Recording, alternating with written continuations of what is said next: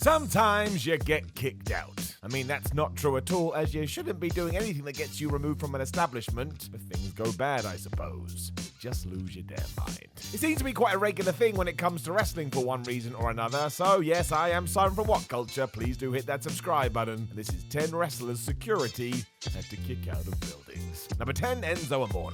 10 months after Enzo had been let go by WWE, he decided to return as a fan. There's nothing wrong with this, of course, as you should be able to enjoy a spot of wrestling, but this wasn't Amore's plan at all. Happening at the Survivor Series in 2018, I suppose Enzo thought if he stood on his seat and started doing his entrance promo, it would go viral on the internet and stir up some buzz. And it must have worked to some degree, as here we are talking about it, but still, this did not go well. Because as he started to do this, someone must have got the word backstage as he was ripped down to the floor and booted out of the Staples Center almost instantly. It didn't get on the pay-per-view, so that part failed, but hey, Amore is now back on the indie scene and signed to MLW. Let's focus on some positives. Number 9, Buff Bagwell. Not only did security get involved here, so did the police. Sheesh. Happening at the Springfield Capitol Convention Center back in 2000, none of this was any good. It all began during a WCW Thunder taping, which makes it even more nuts, and it came after Bagwell was accused of allegedly punching a WCW employee before the show.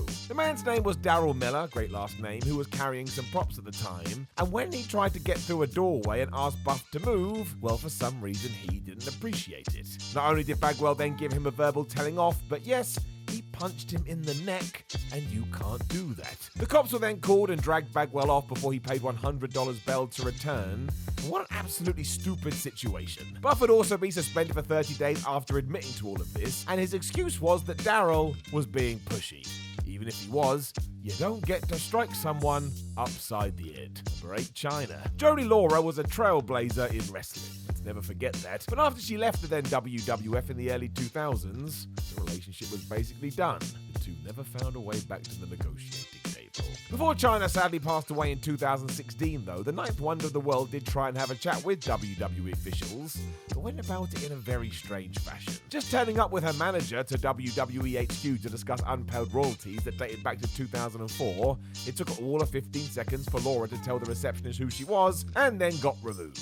I mean, who knows what went on, but you'd have to imagine there was some worry that a situation was about to kick off. Really, WWE should have been far more open with Chyna so the two could have come to an agreement before all this, and the word at the time was this came at the request of Vincent Kennedy McMahon. It is such a shame, as we should have had some sort of closure here. Sadly, that will never happen now. Number 7, Chris Kanyon. The troubled life of Chris Kanyon was recently documented on Dark Side of the Ring, and if you've never seen it, please do. It's a very important piece of work about a man who was ahead of his time. After being released by the WWE in 2004, though, Kanyon decided he too would go to a live event in 2006 when Vince McMahon's circus rolled into town in Florida. Unfortunately, nobody knew this was going to happen. Starting as DX were involved in a gauntlet match, Chris lifted a sign in the air asking Triple H to chat to McMahon about why he'd been fired.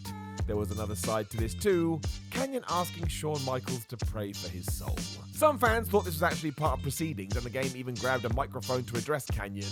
But yes, all this ended with Chris getting ejected from the arena. I'm not sure this was the best idea.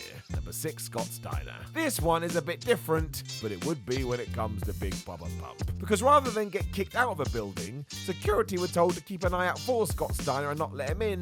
So there you go. Going down in 2015 at that year's Hall of Fame ceremony, everybody was given a picture of the Big Booty Daddy and instructed that he not be let in no matter what. This was all off the back of an incident that had occurred a few days prior when Steiner had bumped into Hulk Hogan's wife. As the story goes, Scotty had told her he was ready to kill the Hulkster, so given that Hulk was going to induct Randy Savage into the Hall of Fame, Steiner got banned. Scott was asked about this by TMZ, who claimed it was Hogan being his typical punk self, and no, he didn't try and rush the ceremony.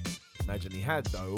Something tells me he would have got it anyway. Number 5, Alina Vega. It is kind of amazing Alina Vega made her way back to WWE, because the way she left in 2020 was crazy. Let go after being very vocal about the rights of wrestlers and the idea of unionization, the powers that be made their feelings on this very clear when they did indeed release her. It got even worse when afterwards news made its way around that yes, Vega was escorted out of the building, My word, that must have been tough. You don't work here anymore, and oh, by the way, you gotta leave now. Understandably, Vega asked to chat to Vince McMahon to try and work this out, but that request was denied. He didn't want to speak to her, and Zelina was asked to leave.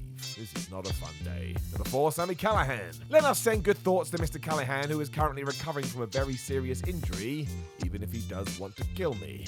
It sounded horrendous, and nobody should have to go through that. Flying back to 2018, though, in an AAW show, Sammy was asked to leave following some reportedly bad behaviour. It followed a crazy brawl that the former Impact champion had with Jimmy Jacobs, and during that, the latter had been buried under a sea of chairs. Apparently, the venue didn't like this as they worried their building was going to be damaged, so an announcement went out over the PA for the wrestlers to, well, not break any chairs. Seemingly, the pair didn't do a good job with this, so Sammy was asked to leave afterwards. And just to make things worse, he thought this was part of the show, so started kicking off. It got so nuts, Callahan was threatened with a gun, and only then did he realise this had escalated quite quickly, and Sammy played this down afterwards as just being one of those things. But really, if you allow some wrestling at your building, what would you expect? Not this, apparently. Number 3, Harley Race. I wouldn't even dare kick Harley Race out of my car, so why anybody dared do this at a wrestling show, I do not know, but hey, some people crazy. This is why we do have to state that this story comes from Hulk Hogan, and as we do know, he isn't known for being entirely truthful when he opens his mouth.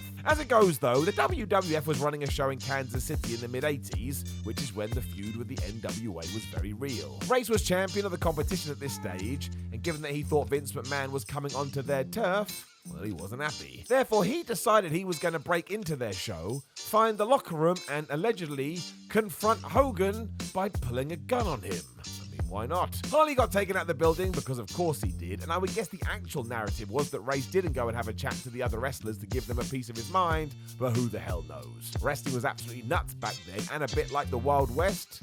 Maybe it did get totally out of control. Number 2, Batista. You likely don't know the name James Teals. Don't worry, you're not meant to, but he was head of WWE security from 1997 all the way through to 2011, and one day, yes, he had to ask Big Dave to leave. Revealed during an interview by Andrew Thompson as he chatted to Teals, this all went down in Boston before the animal was a household name.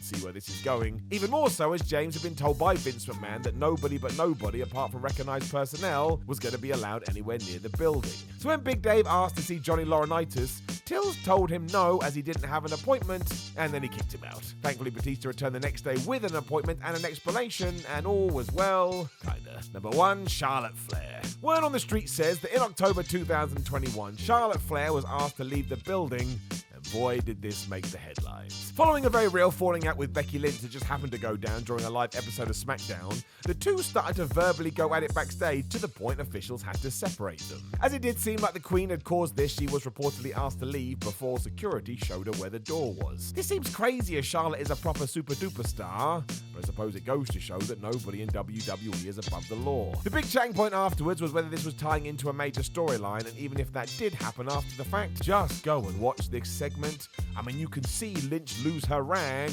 and kind of understandably so.